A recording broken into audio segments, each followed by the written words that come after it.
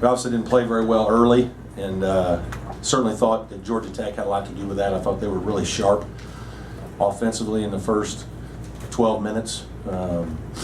We couldn't stop them, and disappointed our team because we practiced, thought we were ready, and just didn't play the game the right way. And but to our guys' credit, we battled back. Gabe DeVoe was great in the first half. Obviously made a bunch of deep threes and against the zone, and that kept us in the game. So we kind of settled in a little bit and scored a little bit in different ways. And obviously Marcquise was very good in the second half.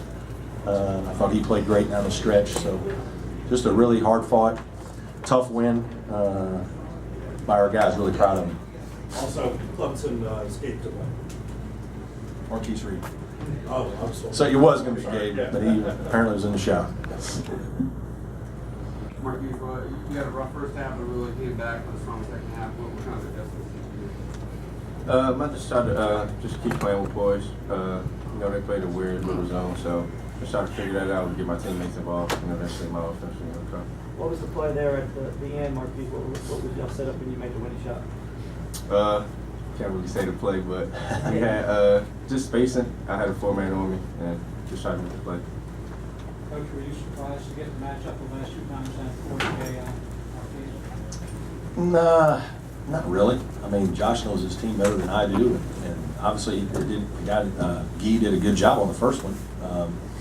Obviously, Marcquise made a heck of a play on the second one. It's just hard. Good players are hard to guard. Josh Okogie for them. It's hard for us to guard anybody with one man.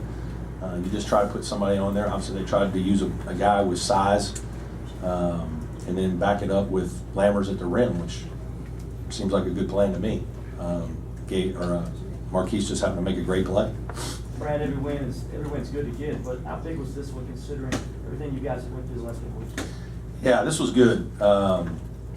We've obviously had to deal with a lot of things here with Dante, who's really our leader, probably our best player just in terms of everything he does. But our guys have continued to battle, and we have to change some things in how we play, not drastically, but there's some subtleties that Dante brings to our team that, that's why he's unique. And he's 6'8", and he does a lot of different types of things that just most people don't have guys that can do that. So now we're plugging him in with Amir, and I thought Amir battled today. He obviously wasn't as productive in terms of making baskets and doing things like that, but I thought he fought hard against Guy. He's a freshman who's in his second start, so we think he's going to continue to get better and play good basketball. And as much as that, I was just really proud of the way our guys competed tonight. We just hung in there, and didn't go well for a long time. And all of a sudden, you look up and we're only down 2 at the half. Probably felt fortunate to only be down 2. Felt like we were in a good position to win the game if we could play a better second half, and I thought we did. How about giving those performers tonight? Well, he was terrific in the first half. Obviously, he's a good player. He's a senior. He's been in our program a long time. He's battle tested. Shot it great, from range tonight, especially when we were struggling against the zone. Then I thought the longer the game went, he started to make some other plays that were really good. And, our backcourt guys here played really well. Marcquise, you were looking to more facilitate early and then kind of got hot as the game went on. What were you seeing early, and what opened up for you as the game went on? As games go on, teams gonna start to figure out they can score. So a lot of teams gonna try to let me get shots early. So just gotta stay poised and find my rhythm. So I just try to facilitate, give other players shots, and then my offense open up. Coach, it seems like trying to figure out some things personnel-wise. You saw Malik Williams come in, Brad, Scott Spencer. What did you see from Malik that really gave you confidence? Malik is, he's a skilled guy that has long arms, so even though he's 6'8", he plays a little bigger than that. Obviously, we were in foul trouble. Both my big guys had 2 fouls.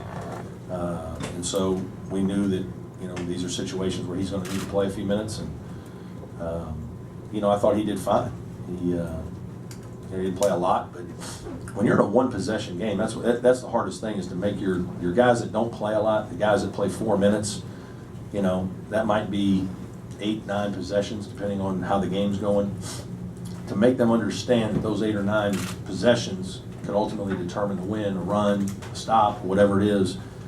you know, that's one thing as a coach that you're constantly preaching with those guys. And then obviously if they have a good 3 or 4 minutes, they might get 6 or 7. And I thought our bench, I thought Scott was good in the first half. You know, those guys didn't do anything drastically, you know, points-wise, but we don't need them to do that. We have enough guys that can score on our perimeters, so we need those guys to come in and play and defend, and I thought they helped in that way. Brad, how much did your team need a confidence boost like this after everything that had gone through? Yeah, I mean, I don't know that, you know, it's an extreme confidence boost like we're, you know, I don't mean, we just lost 1 in a row, is that, I don't even remember. Like, I'm so bad. I know we lost to Virginia, and I don't even know who we played before Virginia. But we needed it from the standpoint of, you know, it makes you feel good to know that this group can go win a road game.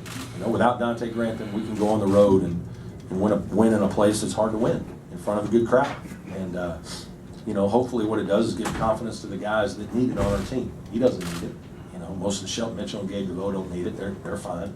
But some of the other guys on our team need some confidence. And going and playing in games like this where it's nip and tuck close and winning it, making a couple big plays, that certainly helps. Maybe one more for the Clemson contender. Hey, Marcquise, I know you think really nobody can guard you one-on-one. Did you have it in your mind when you came out on the baseline there and the ball came into you that you were just going to take it the whole way?